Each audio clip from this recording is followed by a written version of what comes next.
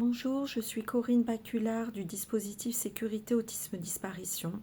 Je vais faire une vidéo parce que je trouve que depuis plusieurs jours, avec la disparition de Madoua, cela a beaucoup fait de discussions, de débats houleux, de demandes des familles et de la communauté. Oui, il n'y a pas d'alerte enlèvement, hélas, parce que ce n'est pas un enlèvement, c'est d'une disparition inquiétante. En revanche, nous militons depuis plusieurs années sur la disparition inquiétante des personnes autistes auprès des différentes délégations. D'ailleurs, comme les personnes changent d'équipe, il faut des fois refaire tout le travail.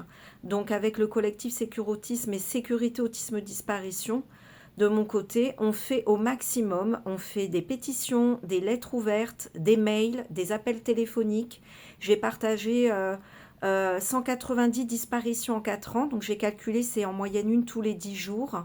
Donc vous voyez, Madoua n'est pas un cas isolé, hein. Moi, des disparitions, je peux vous en montrer plein.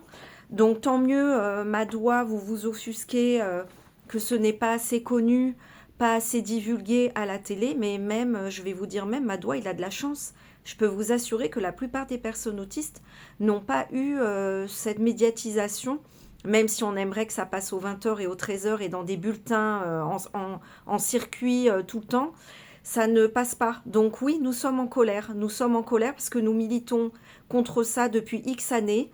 Quand il y a une joggeuse blonde aux yeux bleus, elle passe dans l'heure, le parquet ouvre une enquête. Et quand les personnes autistes disparaissent, nous, on nous a répondu que c'était trop stressant pour les gens, vous comprenez.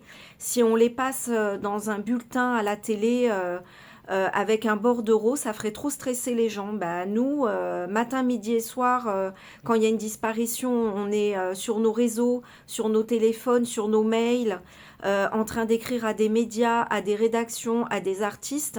On aimerait que ça bouge beaucoup plus. Donc, on vous le répète. Vous voyez, là, on va faire encore un appel. On est plusieurs associations. Là, d'ailleurs, on rappelle qu'il y a Simon qui est disparu, hein, parce que y en a beaucoup des personnes disparues dans l'indifférence générale. Donc, nous demandons encore et encore, parce que j'ai fait une visioconférence avec le ministère de l'Intérieur également, qui nous a fait plein de promesses. On demande des protocoles concrets, des choses mises en place rapidement.